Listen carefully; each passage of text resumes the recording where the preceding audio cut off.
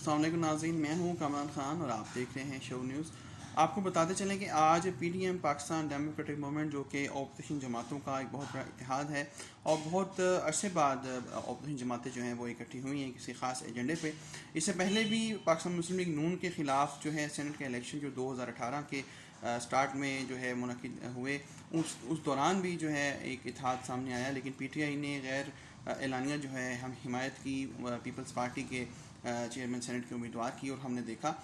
کہ صادق سنجانی جو ہیں وہ چیئرمین سینٹ منتخب ہوئے۔ لیکن اب جو ہے اپوزیشن جماعتیں جو ہیں وہ مکمل طور پر ایک سیاسی وحدت بن کے سامنے آئی ہیں، اور اس کا سربراہ جو ہے مولانا فضل الرحمان کو مقرر کیا گیا ہے۔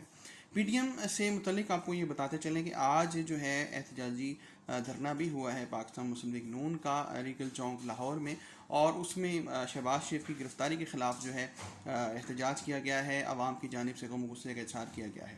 دیکھنا اب یہ ہے کہ پاکستان تحریک انصاف کی جو حکومت ہے اور اس کے اتحادی جو ہیں اب اس تمام تر سچویشن سے کس طرح باہر نکلتے ہیں اور اپوزیشن کا کیسے مقابلہ کرتے ہیں، کیونکہ اب انتخابات کو منعقد ہوئے 2.5 سال ہونے کو آئے ہیں اور اب سینٹ الیکشن بھی سامنے آ رہا ہے۔ اگر سینٹ الیکشن میں بھی حکومت پاکستان اپنی اکثریت ثابت کرنے میں کامیاب ہوتی ہے تو بلا شبہ وہ 5 سال مکمل کرنے میں کامیاب ہو جائیں گے اور ان کو شاید ہی کوئی روک سکے، جبکہ جنرل قمر جاوید باجوہ کی جو مدت ملازمت ہے اس کا بھی بہت ہی اہم رول سامنے دیکھنے میں آ سکتا ہے۔ اب دیکھتے ہیں کہ اپوزیشن پارٹیز اپنی طاقت کا مظاہرہ سینٹ الیکشن میں کر پائیں گی یا ایک بار پھر بزنجو مرحوم کی طرح ان کو شکست کا سامنا کرنا پڑے گا۔